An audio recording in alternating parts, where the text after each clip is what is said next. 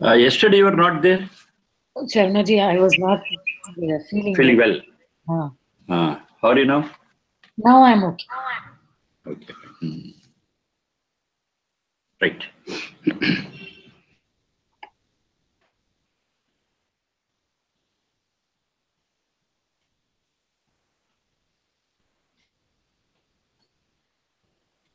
Abhayam Jnatat. Abhayam Jnatat. Abhayam Parokshat. Abhayam Jnatat. Abhayam Parokshat.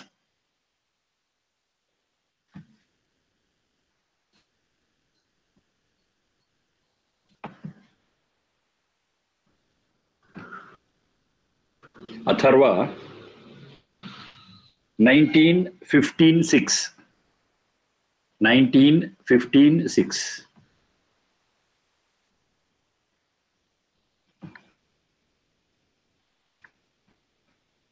Abhayam, Bhaya, we know that fear.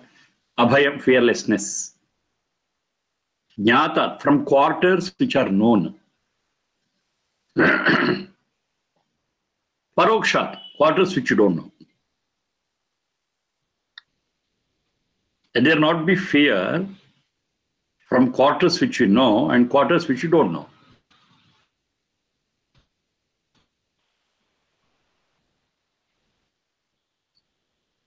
Similar concept is expressed in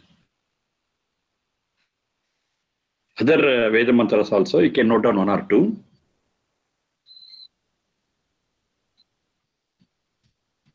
Uttarat, Adharat, Uttarat, Adharat, Abhayam no astu. Abhayam no astu. Uttarat, Adharat, Abhayam no astu. Uttara is from upwards. Adhara from the bottom. Abhayam no astu. Let there be fearlessness. Let there be no fear, either from top or from bottom.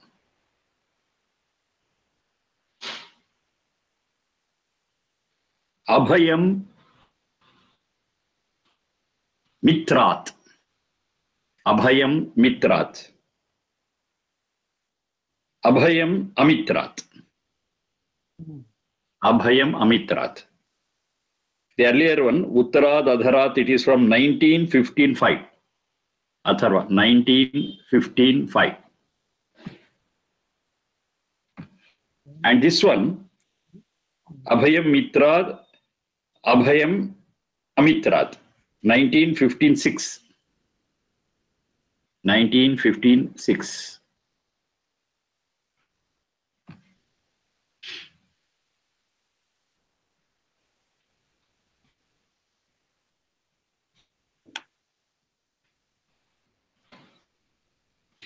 Another one. Abhayam Paschat. Abhayam Paschat. Abhayam Purastat. Abhayam Paschat. Abhayam Purastat.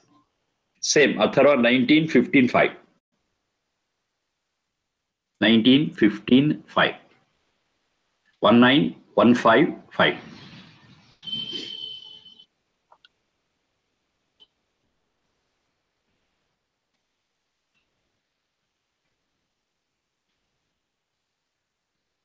Sarva Asha. Sarva Asha. Mama Mitram Bhavantu. Sarva Asha Mama Mitram Bhavantu. Sarva Asha Mama Mitram Bhavantu. Atharva 1915-6. 1915-6.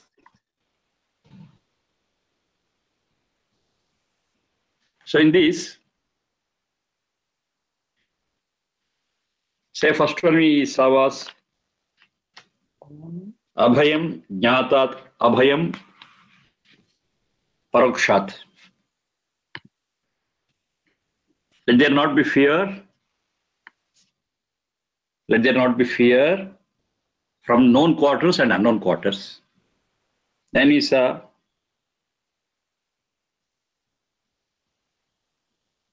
Paschat, Abhayam Purastat. Abhayam, Uttarad Abhayam, Abhayam, Uttarad Adharat Abhayam no astu. That was the second one. So that is, let there not be fear from the upper side or from the lower side. Uttara Adhara. Then Abhayam Paschat, Abhayam Purastat. Abhayam Paschat from back side, Purastat from the front side. Let there not be fear.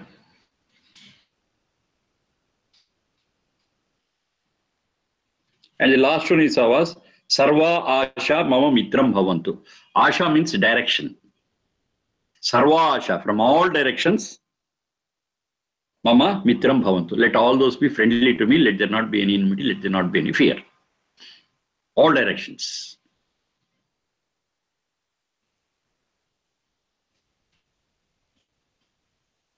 And there is one more thing. Abhayam Naktam.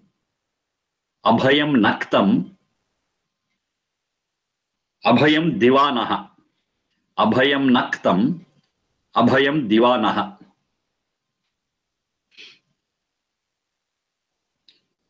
Atharva 19:15:6.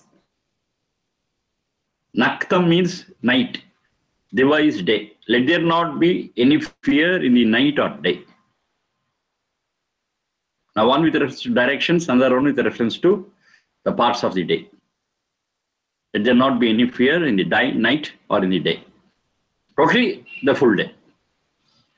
Let there not be any fear at any time, anywhere. That's the gist of what all we have seen so far.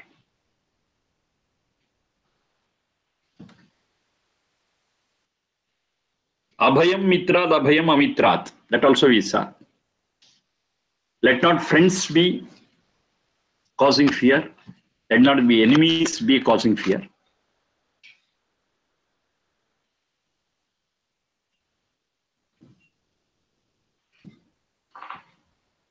Now, the whole focus of all these pieces of Veda mantras are fearlessness. Fearlessness. And this fearlessness is the other face of the coin, and the other face is peace. Peace and fearlessness, they go together. Fear and peace can never exist together. Fear and peace are mutually exclusive. If fear is there, peace is not there. If peace is there, fear is not there. Fear and peace cannot coexist. But fearlessness and peace, they work together, they go together. Fearlessness and peace. So praying for fearlessness is as good as praying for peace. Or praying for peace is as good as praying for fearlessness.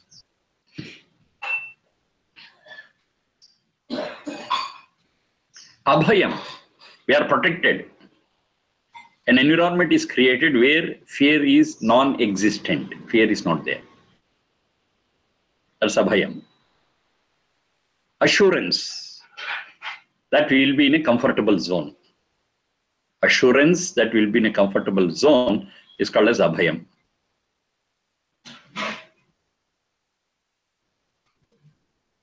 Now this condition of Abhayam may happen because of two things.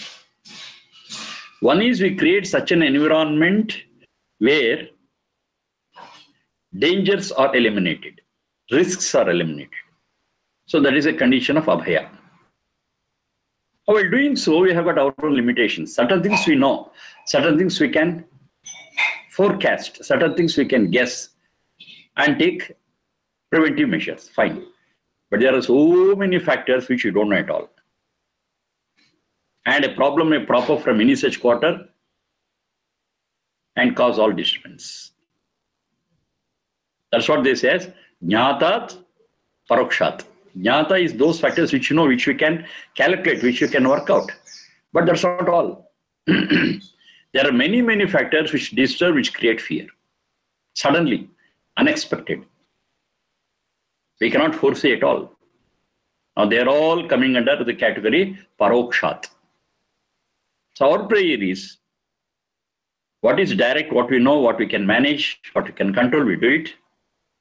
And other things, we just pray. We can't do anything because we don't know what it is. We don't know from where the problem comes. Paroksha. It's indirect.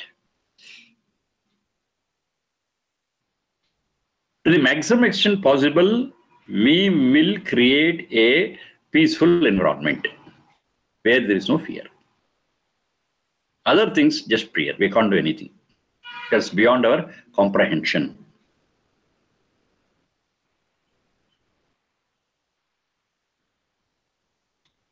Then, Paschat, Purastat, Adharat, Uttarat, there are all directions. So from all directions, let there not be any disturbance. We shall be peaceful. And let peace reign everywhere around us. Mitrat, Amitrat. Amitrat is easily understandable. Let there not be fear from our enemies or those who are not interested in our welfare. Those who are callous, those who are careless. Because of them, let there not be any problem. What about Mitrat? So there we use one word known as Hita Shatrutva. Hita Shatrutva is a word what we use. Now the meaning of a Hita Shatrutva is the person is a good friend of ours. Is definitely a well-wisher of ours. Hita. But while doing things, they themselves are ignorant whether it is helpful to us or not. Being not helpful is not intentional. Being not helpful, creating problems, definitely is not their intention. Their intention is to provide welfare and solace to us. They are Hita, they are Mitra. But because of their ignorance, whatever they do will finally result in disturbance and problems to us. It's not intentional. Mitrat means unintentional. Amitrat is intentional. Yes, those people intentionally create problems.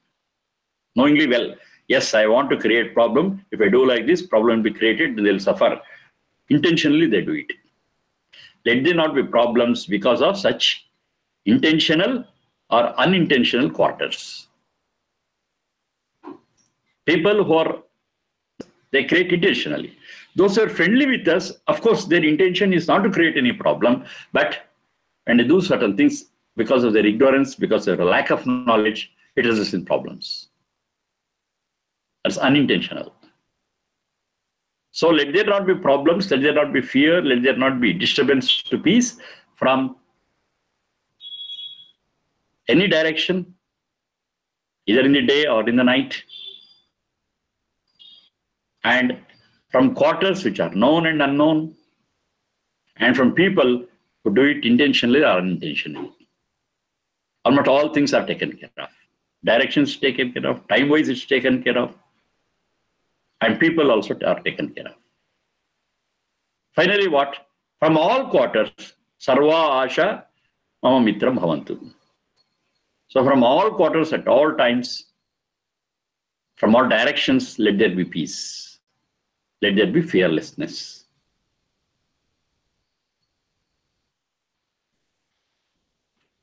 What these prayers demand from us is we have to be alert. We cannot be callous. We have to be alert and we have to take care of all these things. To what extent? To the best extent possible, up to our maximum limits. Yes, it has got a limit. Beyond that, we cannot. There only prayer stays. But prayer plus the role what we have to play is within that limit. Within that limit, we have to be alert. I cannot be callous, I cannot be careless and say, oh, something happened. No. We have to be careful. We have to apply our alertness. We have to be cautious.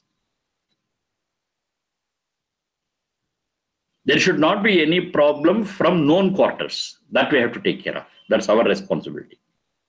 Unknown quarters, okay, we are helpless. So just we pray, let unknown quarters also give us peace of mind and give us fearlessness. Let it not disturb us. Let it not instill fear in us. Most of the time, when we take care of the known factors, deliberately with our alertness, maximum problems can be avoided. Maximum disturbances can be avoided.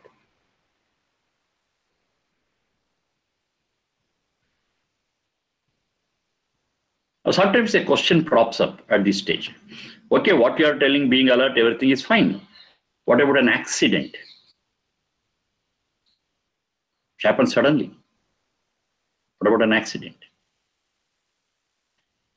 One easy answer to escape from the situation is, it is an unknown factor, we don't know. And you just escape from that. But the reality is, accidents never happen, but they are caused. This one great statement.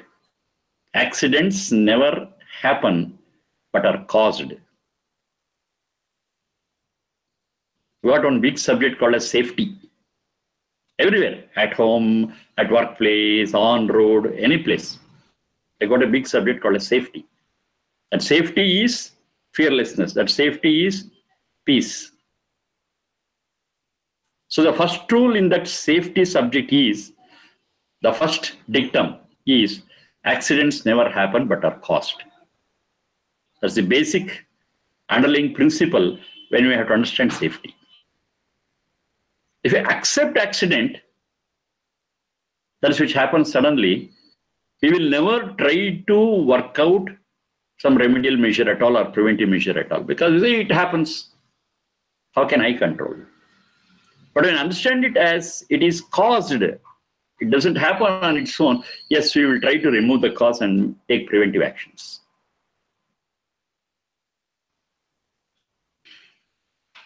If we analyze any accident for that matter, we find the non-alertness of the people involved, always, whatever accident it be. They could have avoided such drawbacks, that non-alertness, and they could have avoided the accident. So it's possible, yes, we say it doesn't happen, but it is caused because of our non-alertness. If you are cautious, many such things can be avoided, and there is nothing called as an accident. How this can happen? How this can happen? Alertness, I said. How do you understand alertness? Alertness is living 100% in the present. That's alertness. But most of the time, either you'll be stuck in the past or you'll be dreaming about the future. Very little time will be in the present. That's our problem. So, for example, now I'm talking to you. I have to be in the present. I have to concentrate on what I am talking and what I am to convey, everything. But what will happen while talking, one part of my mind will be thinking what I should do after this lecture, what is the program pending, what is the plan or schedule for the day. It's not living in the present, I'm living in the future. And sometimes thoughts will come to me, previous class, what I did, how it was received, so many things I'll be thinking about it. What's the problem? I'm not in the present. Or I'm in the present only for a part. And major part of the present, I'm either in the past or in the future. We have to observe. We have to observe when we are doing things. We are not focused on what we are doing in the present. Now that is the cause for non-alertness. What is happening is in the present only. Every moment is in the present. If we live in the present, yes, we will know where we are, what we are doing, and what's the situation around us. And definitely we'll be alert. If you miss it, if you are not in the present, we are lost. What is happening around us, we'll miss it, we will not be able to observe it because we are not here. Physically, we may be there. Physically, we may be in the present. We have to be and we will be. That is no problem at all. But mentally, are we in the present or not? That decides how alert we are. Alertness is living in present, mentally also. Physical presence will always be there. That's no issue at all, and we need not put any effort for that. Time takes us along.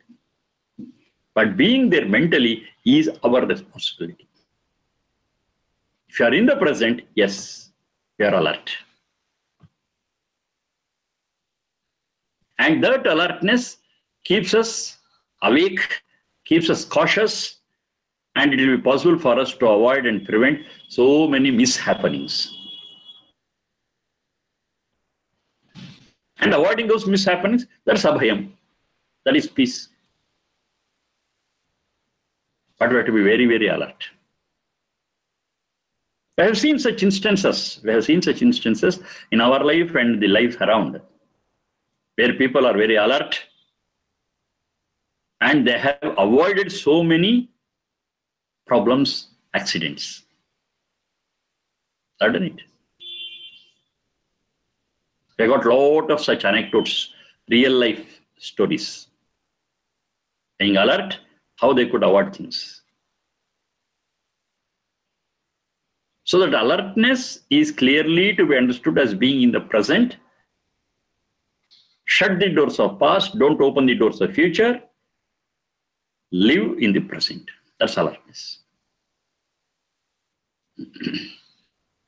Where we are, what we are doing, what is the environment around us.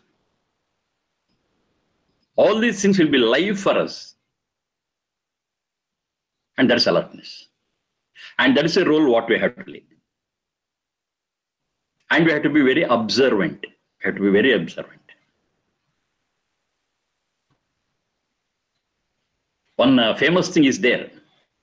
That's about Sherlock Holmes. You know Sherlock Holmes, the great fiction and detective. And his close associate is Dr. Watson. Sherlock Holmes and Watson, they are a pair. Both visit a situation, both visit a place or some happening. Watson is also present. Sherlock Holmes is also present. And Sherlock Holmes will explain 100 things, whereas Watson is able to explain only 10. Another 90 misses his eyes. He's so wonderstruck. He asks Sherlock Holmes, you see, I was also there, you were also there, and you are explaining 100 things, I'm able to explain only 10 or 20. How is it possible? Now comes the famous verse of Sherlock Holmes. He says, yes, Dr. Watson, you see, but I observe. You see, but I observe. So there's a lot of difference between seeing and observing. A lot of difference between hearing and listening. Though both refer to the same function, the depth is different. To hear is different, to listen is different. To see is different, to observe is different. Our alertness is listening and observing. If we listen and observe, yes, we'll be alert. If we just see and hear, we will not be completely in the present and we will miss so many things. When we are alert, paroksha is indirect, unknown factors. When we are alert, we can convert many unknown factors into known factors. What will miss our eyes and ears, we'll be able to observe them if we are alert. Otherwise, the proportion of indirect things, the proportion of unknown factors will increase if you are not alert. So alertness is the crux of the whole issue of abhayam and peace. Jagrat, being alert. Prayer is okay. Prayer is okay. Let there be peace. Let there be fearlessness, it's all fine. But what is the role that we have to play is being alert, cautious. Now this being alert and cautious is with reference to our thoughts. We have to track our thoughts also. The thoughts also take us away from the main path. It will confuse us. It will create all confusions. So track the thoughts. That's one type of alertness. And it is to be done at the very moment the thought comes to our mind. It's not that I get the thought, I will check it and analyze it later. No, then and there. Every thought has to be monitored. Every word we speak has to be monitored. Every action has to be monitored. That is total alertness. Total alertness. Kayena, vacha, manasa. Kayena, vacha, manasa. We are alert and monitor them.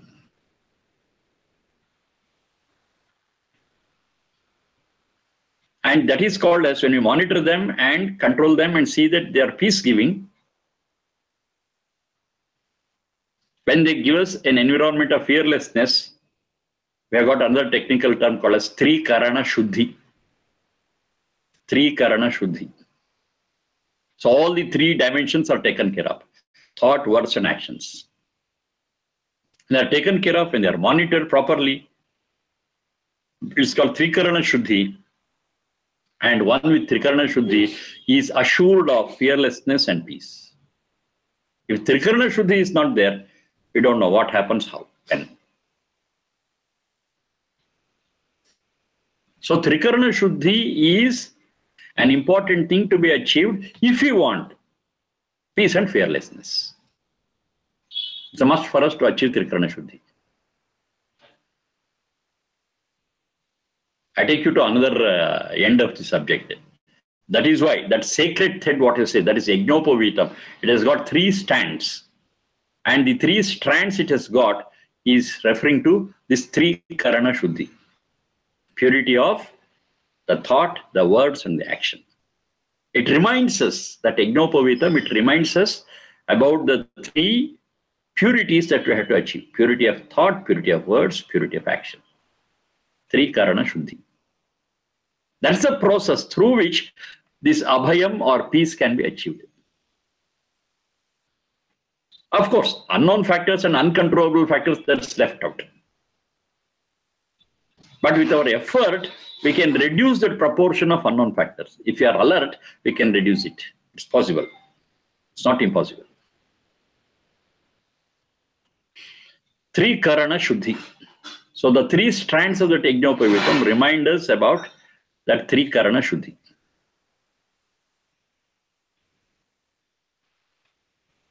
Now that is required for all.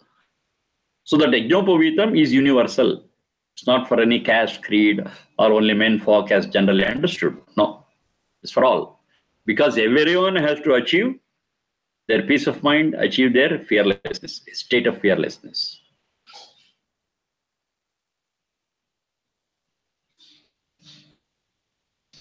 Another aspect through which we can look at it. We have got a lot of fears and phobias that we have discussed earlier. And all these phobias and fears have got an origin. The mother of all fears and phobias, that is the fear of death. And the technical term for it in the Yoga Shastra, it says Abhinivesha.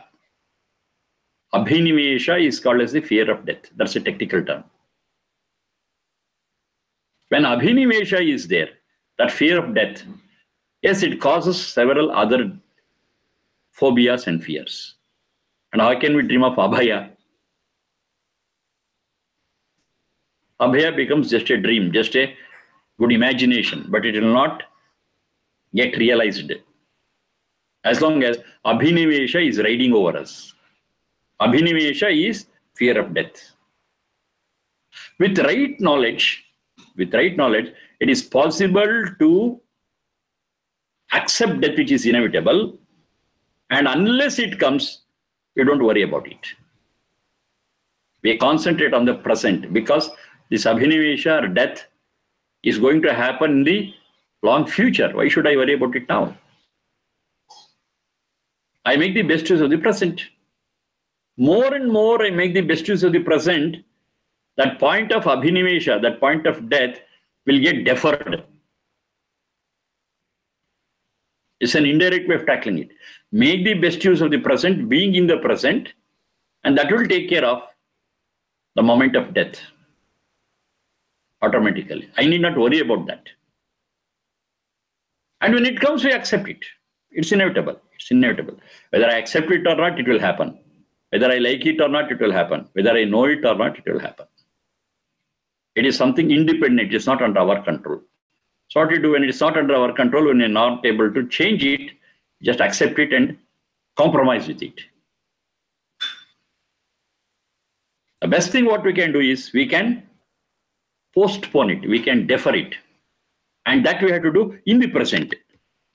Making the best use of the present will give us that strength to push it a little away, a little away. Fine. That's the best what we can do. When we understand abhinivesha, that is fear of death like this, and overcome it, automatically other fears and phobias also will vanish. When fear vanishes, when bhaya goes off, what is left is abhaya, peace. It's all the procedures and methods to realize abhaya. Prayer is fine, prayer is fine. But mere prayer will not give us anything. Mere prayer will not help us at all. We have to work for it, we have to strive for it. And these are the methods for striving. Overcome abhinivesha, be alert, live in the present. These are all certain clues which we get from other different mantras.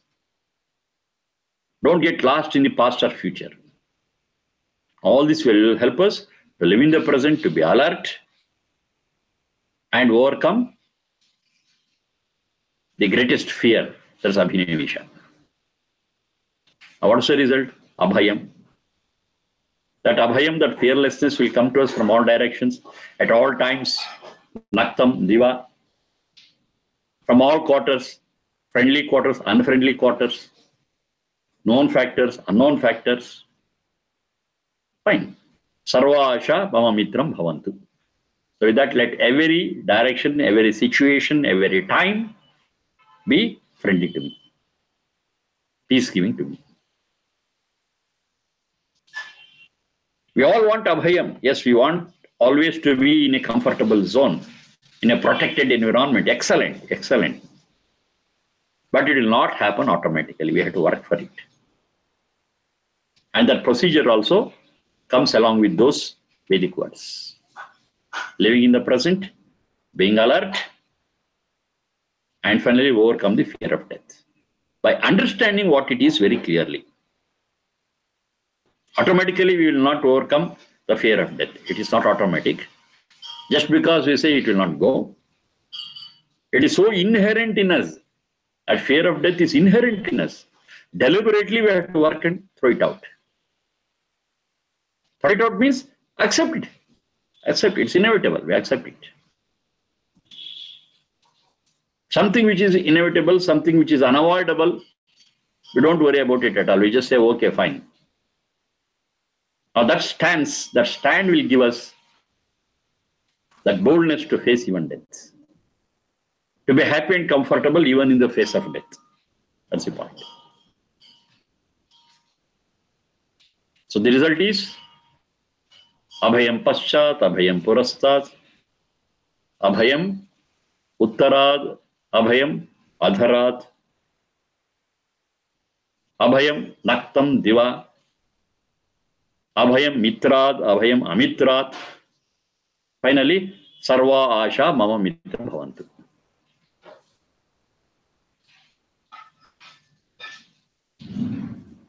And this is being chanted almost in the beginning of every Vedic rite we perform. Every Vedic rite. Samskaras, I got 16 rites. Now in the beginning of every such rite, these mantras are chanted again and again. And they all compiled together and is called Swasti, this is Shanti Karana. Shanti Karana. That's a prayer for peace. So in the prayer for peace, these mantras are included. And we pray for peace, we pray for a comfortable, fearless situation in the beginning of every rite. In the beginning of Dainika Agnihotra, every day we perform Agnihotra, and in that Agnihotra, in the beginning, we do this Shanti Karana. Shanti Karana is praying for peace.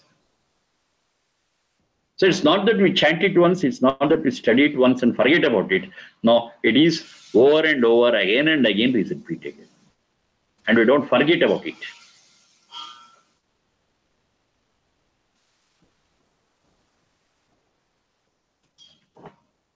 So different dimensions of this Veda mantra I'll try to explain. Next.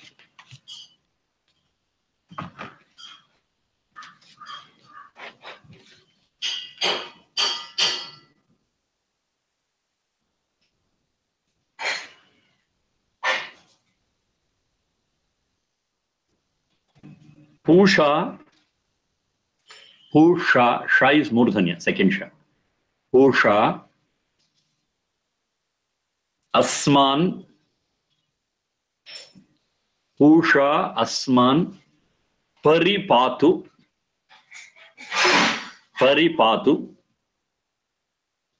Mrutyoho. Paripatu Mrutyoho.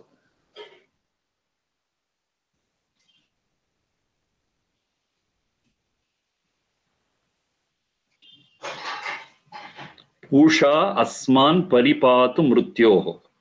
Atharva 1921. 19.20.1. Pusha Asman Paripatu Mrutyoho.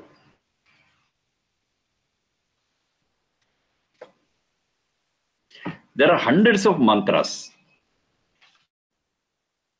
Take into consideration all the four Vedas. They speak about death. The Abhinivesha, what we are discussing so far, speaks about it. Because that's the cause of all other fears and phobias. So when you understand death well, life becomes so easy and simple and fearless. So discussing about death is never a taboo here. It's open, frank. We tackle that subject again and again and again. There is something to understand in this. When we make a subject a taboo, we'll be ignorant about that.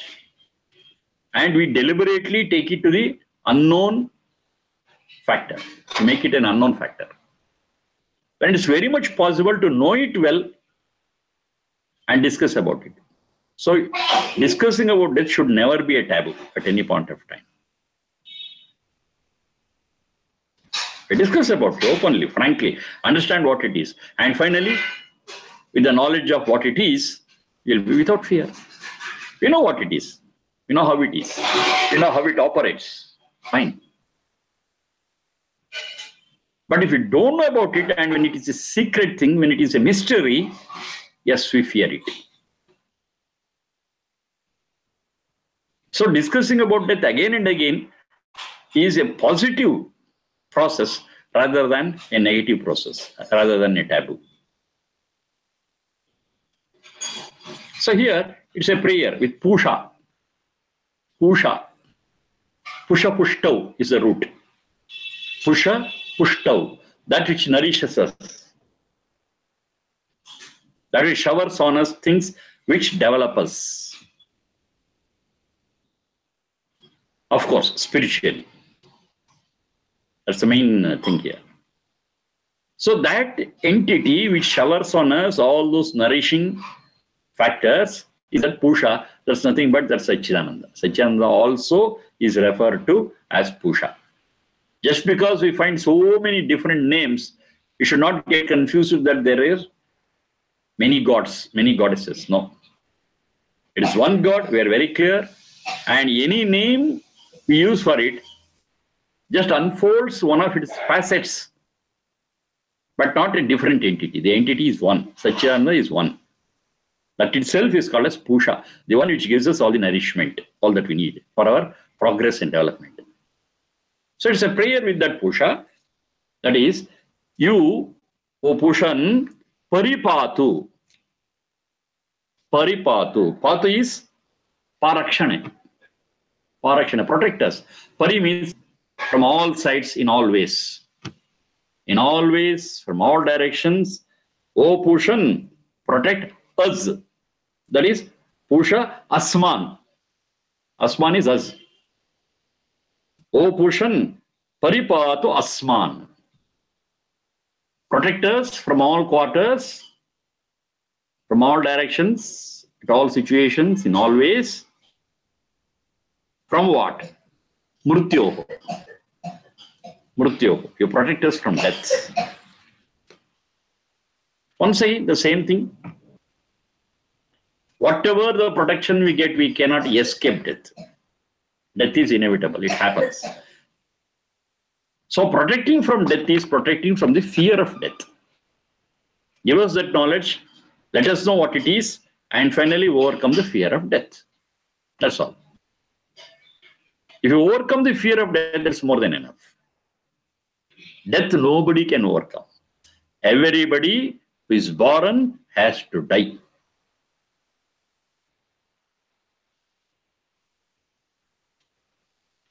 Jatasya maranam dhruvam.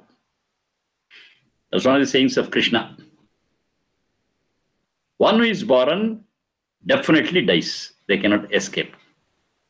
Jatasya maranam dhruvam. Dhruvam is fixed. It's fixed. Maranam dhruvam. To whom? Jatasya. One who is born is sure to die. So there is nothing to fear about death. The best thing is make the time available useful and see that the death is deferred, the death is pushed away as much as possible. That's what we call it as Dirghayu. Having a better span of life, having a longer span of life. But even that longer span of life will come to an end. Accept it. Over.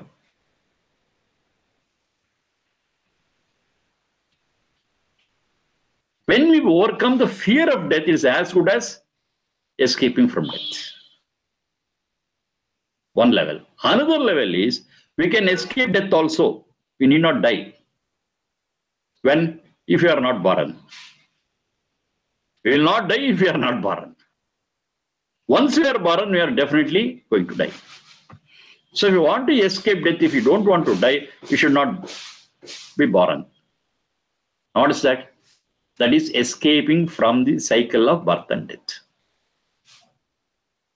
And to escape from the birth and death is a state of bliss, is a state of moksha, mukti, salvation, whatever you call it. That is a condition, that's a state where we are not in the birth and death cycle. We are not at all born. If you are not born, there is no question of death also. Like this, we can get ourselves away from the birth and death cycle. That is mrityoho paripatu. Let us be protected from death by being out of this birth and death cycle. And who has to give us all the nourishment, training, guidance? Pusha. There is no other person who can give a better guidance, give a better environment where we can get out of this birth and death cycle. It's only that Pusha. So at one level, it is overcoming the fear of death. At another level, it is getting out of the birth and death cycle itself. In both ways, we can overcome fear. We can overcome the fear of death. Understand it? The fear is gone. Get out of the birth and death cycle, definitely you are free from death. Anything may happen. This or that. But for both, we need the inputs from Satchidananda. Here in this, it's called as the Pusha. Pusha is that great entity which can give us all the inputs required to overcome fear and to escape from the birth and death cycle. Usha Asman Paripatu Mrutyoho. That is Atharva 19:21.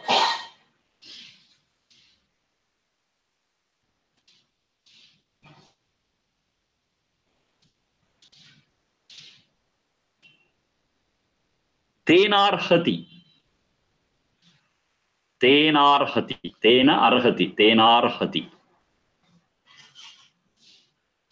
Brahmana. Brahmana. Spardhitum kaha. Spardhitum kaha. Tenarhati Brahmana Spardhitum kaha. Tena arhati Brahmana Spardhitum kaha. Kaha is ka and visarga. Atharva 19:22-21. 19:22-21.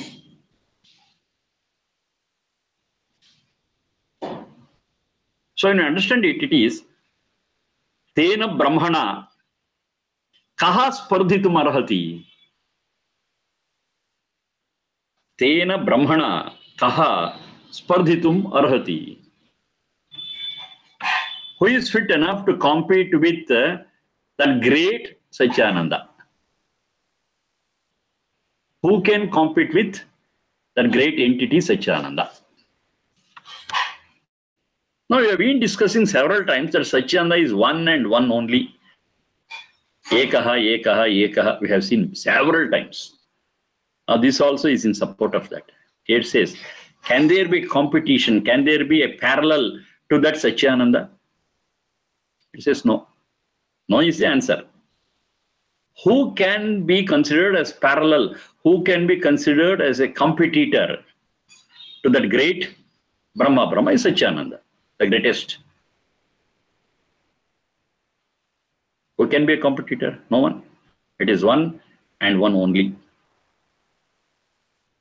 If at all there is a competitor to it, it itself is his competitor.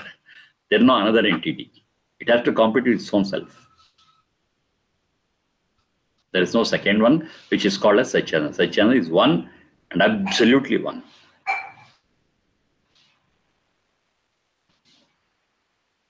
There is no one who can compete with this. Of course, in Satchit we have got competition because there are many. In material things we have got competition because they are all different. Because of the proportion of Panchabhutas. Satchit are different because of the proportion of their samskaras. But when it comes to Satchidananda, it is neither made up of Panchabhutas or it is not subject to samskaras. It is pure, single, absolute thing. So it has no competition at all. It is one and only one. Who can compete with this? Not Satchidananda because it is one. Satchit also cannot compete with Satchidananda because Satchit is devoid of Ananda. Ananda also is there in Satchidananda, but not in Satchit. What about Sat? It's just inert. How can it compete with Satchidananda? And there are only three entities. Sat, Satchit, Satchidananda. Over. Sat cannot compete because it is inert. It doesn't have even that consciousness.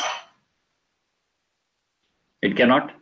Satchit, of course, it is Chetana, but it is devoid of Ananda.